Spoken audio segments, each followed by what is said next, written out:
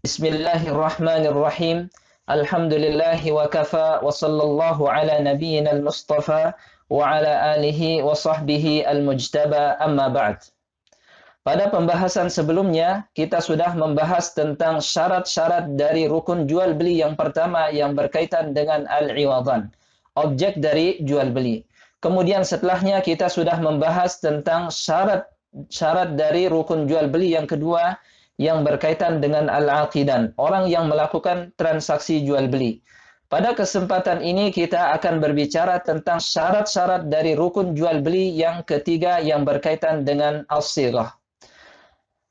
Apa saja syarat yang harus terpenuhi sehingga sighah ijab kabul dalam jual beli itu membuat jual belinya menjadi sah. Nah, di sini ada beberapa syarat yang harus terpenuhi agar jual beli tersebut menjadi sah. Yang pertama adalah an takuna sighatu munajjazah. Hendaknya sighah yang digunakan adalah sighah atau lafaz ijab kabul yang menunjukkan terjadinya jual beli pada saat sighah tersebut diucapkan. Maka tidak sah seseorang melakukan akad jual beli dengan sighah atau dengan lafaz ijab kabul yang dikaitkan dengan sesuatu yang akan terjadi pada masa yang akan datang. Misalnya seseorang menyatakan saya jual barang ini kalau si fulan pergi safar ke negeri fulan. Atau seseorang menyatakan saya jual barang ini kalau si fulan datang berkunjung ke rumah saya. Ini perkaranya adalah perkara yang belum terjadi. Maka jual beli dengan sighah lafaz ijab kabul seperti ini tidak sah. Kemudian syarat yang kedua yang berkaitan dengan sighah adalah an takuna sighatu dalatan 'alal maqsud. Hendaknya sighah yang digunakan itu menunjukkan maksud dan keinginan dari kedua belah pihak. Maksudnya adalah sighah yang digunakan itu adalah sighah yang dipahami bahwa yang diinginkan adalah jual beli. Nah, sighah dalam hal ini bisa saja bentuknya dalam bentuk qauliyah, ucapan. Ya, misalnya dia menyatakan saya jual barang ini dengan harga sekian. Kemudian si pembeli menyatakan saya beli barang kamu dengan harga sekian. Nah, ini bisa dipahami. Maka akad jual belinya menjadi sah. Atau cara yang kedua adalah dengan sifat fi'liyah. Ya, dengan perbuatan. yakni perbuatan yang menunjukkan bahwa yang diinginkan adalah jual beli. Seperti misalnya seseorang datang ke supermarket, kemudian dia ambil barangnya, kemudian dia datang ke kasir, kemudian dia serahkan uang senilai barang yang diambil. Nah, di sini sekalipun tidak ada ucapan, tidak ada lafaz yang diucapkan dalam rangka jual beli, tetapi perbuatannya ini menunjukkan bahwa yang diinginkan dalam hal ini adalah jual beli. Maka jual beli seperti ini hukumnya sah, dan ini yang disebut dengan bai'u al-mu'atah, jual beli dengan mu'atah. Kemudian syarat yang ketiga adalah an takuna sighah la tufdi ila mahdur.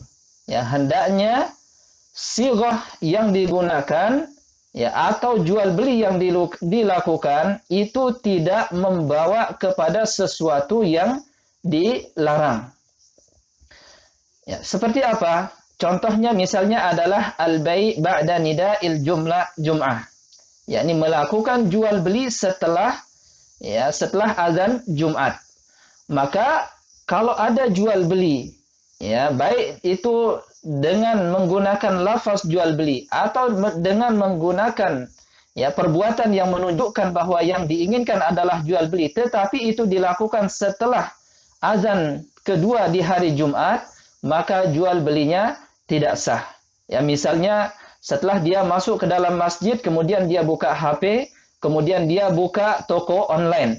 Kemudian setelah itu dia berbelanja di saat khatib sedang khutbah setelah azan kedua pada hari Jumat. Maka jual beli seperti ini tidak sah.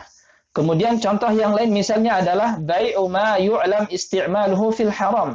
Ya, menjual sesuatu yang mana itu akan digunakan pada sesuatu yang sifatnya haram. Seperti misalnya ada orang yang menjual ayam jantan, yang mana dia tahu bahwa si pembeli ini akan digunakan itu untuk melakukan sabung ayam.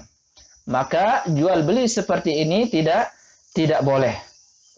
Kemudian di antara contoh yang ketiga adalah bai'ul muslim ala bai'i akhihi.